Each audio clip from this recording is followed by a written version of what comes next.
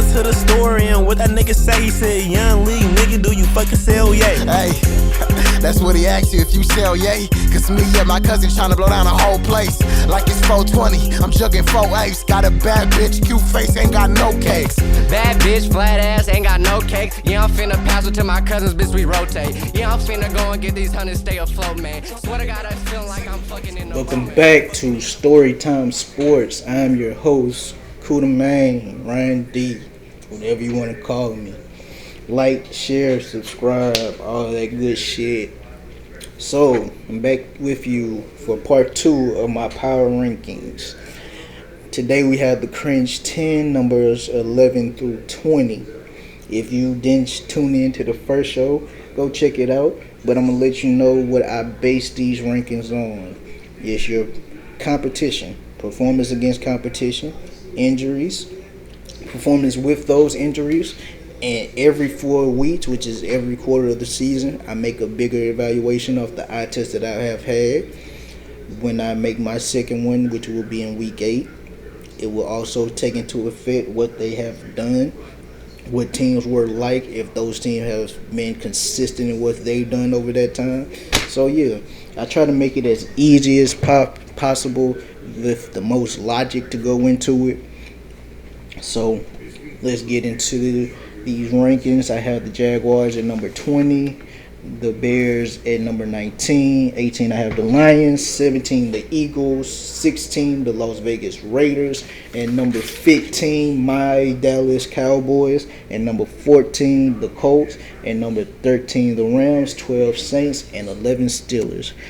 Just a disclaimer, I might just go on a rant about the Cowboys when we get to them, so be prepared for a lot of shit to be taught. I'm just saying.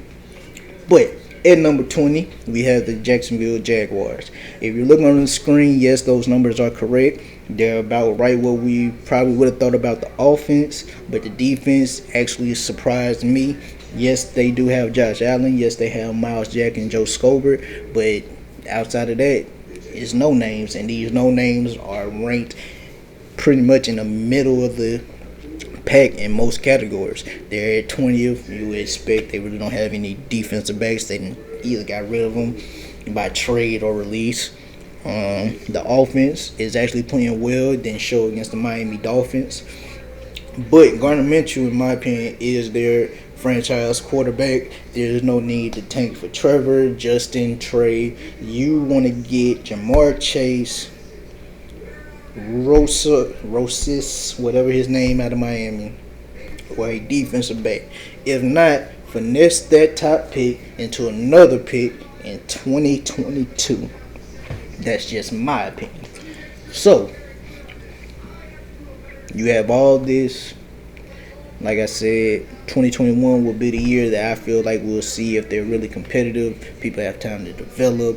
Gardner Minshew goes into his 3rd year with DJ Chark, maybe Keelan Cole, maybe Conley, but he does have Laviska Shenault. Tyler Eifert could be a viable option, but with Brian Jordan out in Miami, I think I would go after him also. But like I said, 2021, 22, we'll find out. Number 19, I think everybody predicted what we saw happen Sunday. Trubisky got benched.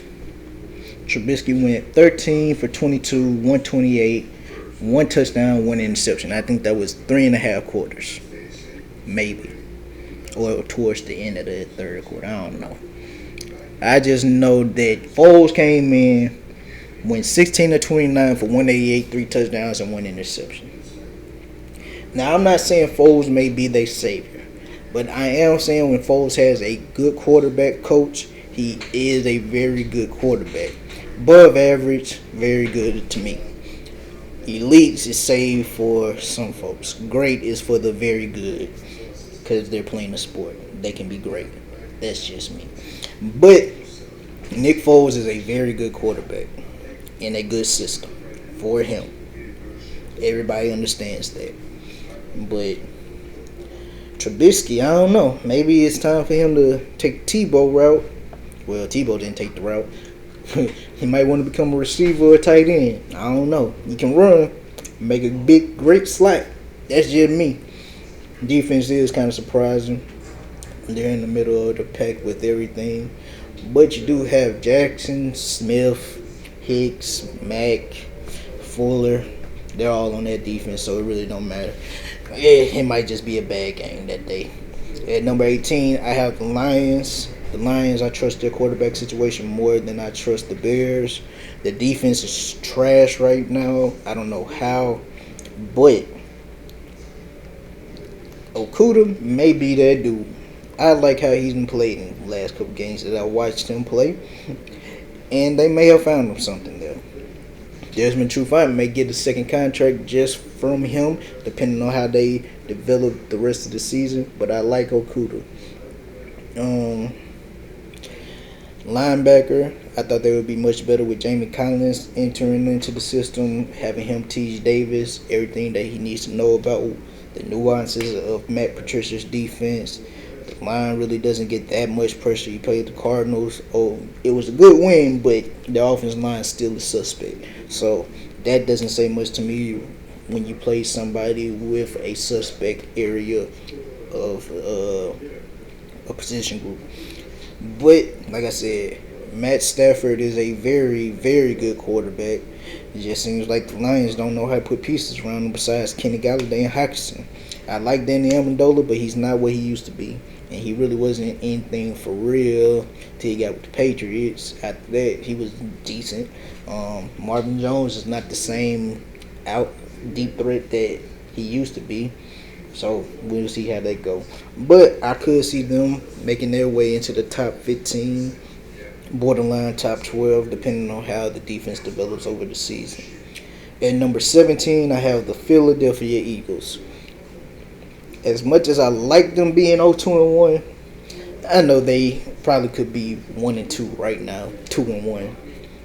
Really supposed to be 3-0. But injuries, it happens. They're ranked 24th overall in offense. You see that. But on the defensive side of the ball, they are in the top 10 in pretty much every category. Wentz just needs his weapons to be healthy along with himself. So we'll see how everything goes with them as far as when everyone gets healthy. But right now, they're ranked at number 17. At number 16, I have the Las Vegas Raiders. They are a good team with a good quarterback. Their D-lines is one of the better ones in the league with Mad Max, Farrell, Hurst, all along there. They all get pressure, even their rotational players. The receiving core is young, but it will be good. Renfro will be a good slot corner.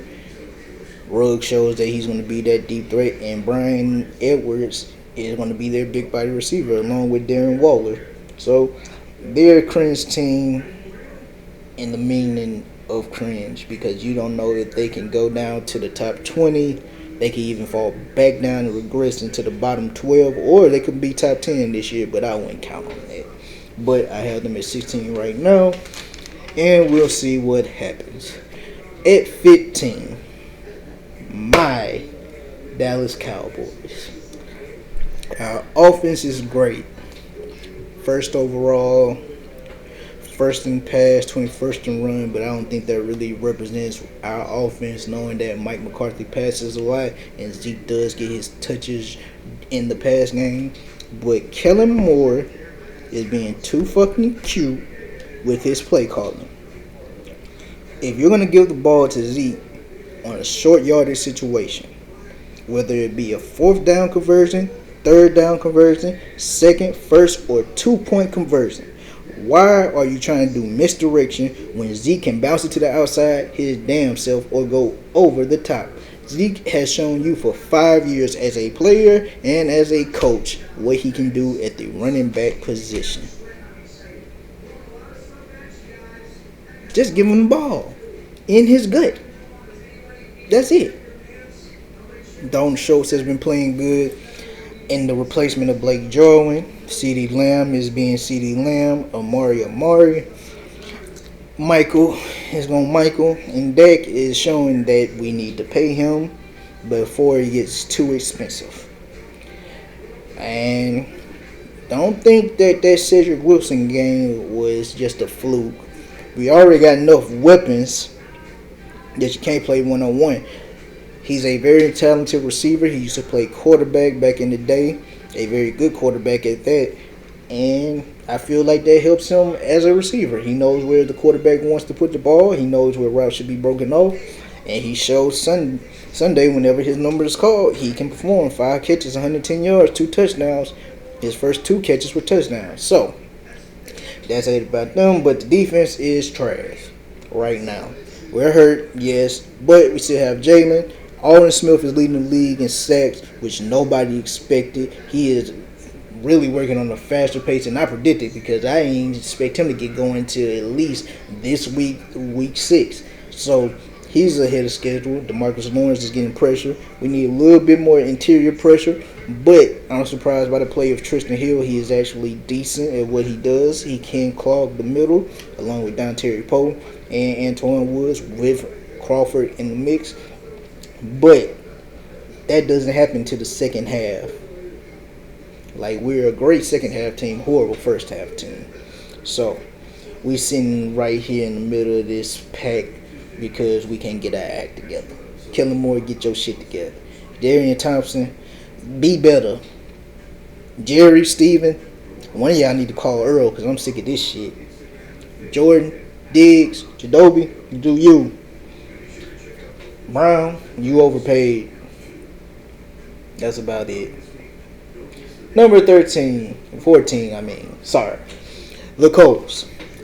This is not our normal Colts team. We never known the Colts team to be led by defense. As you see on the screen, those are not typos. Those are real stats about the real Colts. The Colts are playing lights out on defense. They are ranked first in total defense, first in pass defense, fourth in rush defense. And what's not on the screen, they are ranked first in scoring defense. Now, I really don't know. The Colts can be a top 10 team this week, well, next week, but it all depends on how Phillip Rivers plays. He's been playing well, but not to the Phillip Rivers standards that I know. Ty needs to get the ball more. I don't know what's going on. Well, he is the only reliable threat. I haven't heard much from Noel. Zach Pascal, he's also a decent threat, but I've also heard nothing from him. Michael Pittman got hurt, so he won't be in the lineup for the next couple of weeks, so we'll see how that goes. But Jonathan Taylor is going to be a workhorse running back. The kid is good. If you watch college ball and saw him play for Wisconsin, you know exactly what he can do when he gets downhill. On top of that, he has 4.3 speed. So, see how that go. And number 13, I have the Los Angeles Rams. I hate them because Sean McVay has learned the way to turn his shotgun offense, spread them out into a misdirection, play action shit that is actually working damn near every fucking play. This zone run shit, play action is getting on my nerves. I'm shocked they are at where they at with their rush yard percentage, but it looks like they have 3 different running backs that can give it to you however which way you want. Cam might be hurt, but I think he'll be the lead back whenever he does come back. They average 170 yards per game on the ground after releasing Ty Gurley. That is amazing to me. Adding the fact you got Cooper Kupp, Robert Woods, Van Jefferson, Tyler Higbee, Josh Reynolds. They even got Gerald Everett still. So, you can see why they're where they at on this list. Just like the Cowboys, the Chiefs, Seahawks, Bills, they have weapons, and that can help them win games. Defense is a little bit suspect. You have 2 of the top players at their positions on your team. John Johnson III, you could say he's a top 5, top 10 safety at the least. Michael Brockers, Leonard Floyd is actually playing better than he did in Chicago. So once this defense figure out what they need to do, I feel like they're going to be in the top 10. But shit, it might be top 5 very soon. At number 12. The New Orleans Saints. Not once, but twice in this young season. A season where y'all had high aspirations. Felt Drew was going to be that dude again. Send him off with a Super Bowl. Like y'all think y'all gonna win a Super Bowl every year? Yeah, I used to be that delusional Cowboys fan, but I'm not no more. Y'all Saints fan has taken that title from our fan base, because every year it's a Super Bowl and you're either 1 and done or 2 and done. That's it. You're gonna play one game and leave, or you're gonna win your first one and lose your second one. The Vikings have done it twice in 2 years. Well, 3 years. So, but everybody's saying Sean is the problem. No, Sean Payton is not the problem. If you're a real Saints fan and you're saying Sean is the problem, you fucking smoking dog food. You have to understand Sean Payton has a schematic system, which means his best players are getting plays drawn up for them 90% of the time. You want to just have facts? If we go by the numbers of what Kamara has done since Mike Thomas has been out, he has had 41 touches, 19 carries, 22 receptions for 371 yards and 4 total touchdowns in 2 games. Now, I don't know why he's not calling plays for Emmanuel Sanders, who's probably a better route runner than Emmanuel Sanders. I mean, not Emmanuel Sanders, Michael Thomas. But with Drew Brees' arm being shot, you can't do nothing. Traquan Smith showed a little something.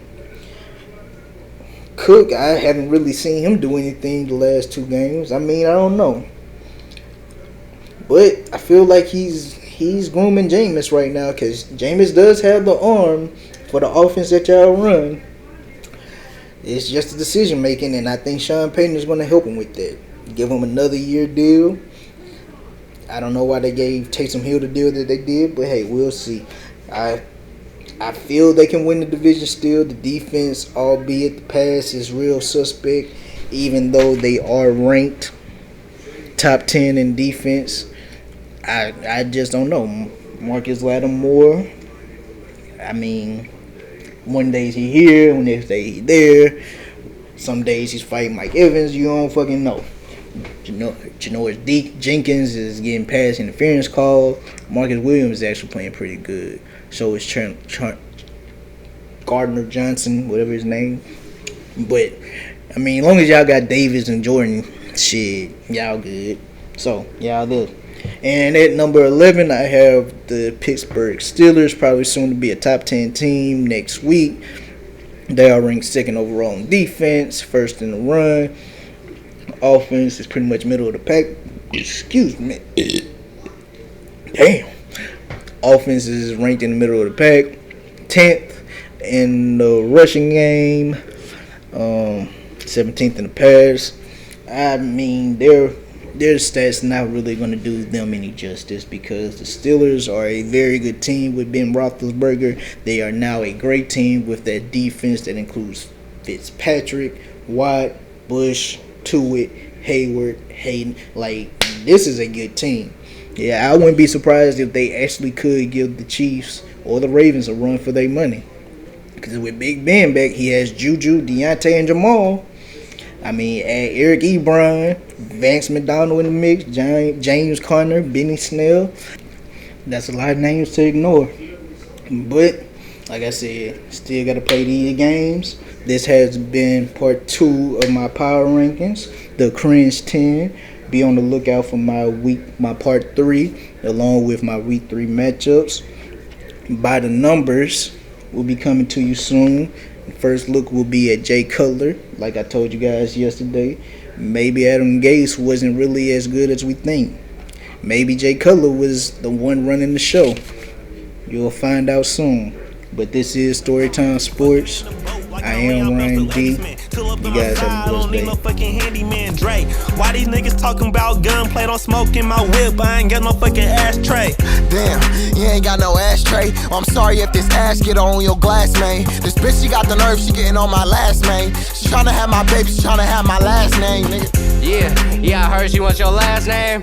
Boo sent me that text, I almost crashed, man. I swear to God, that bitch should've been your last man. We just fuck these bitches past these hoes, we run a damn train. Like the Amtrak, I speak in all facts. Hit a nigga, whip it, turn over, get the ball back. Rolling on my wrist, if I ain't ballin', what you call that? Stepping on these niggas like a motherfucking doormat, nigga. I just fucked a bitch and won't call back, ayy.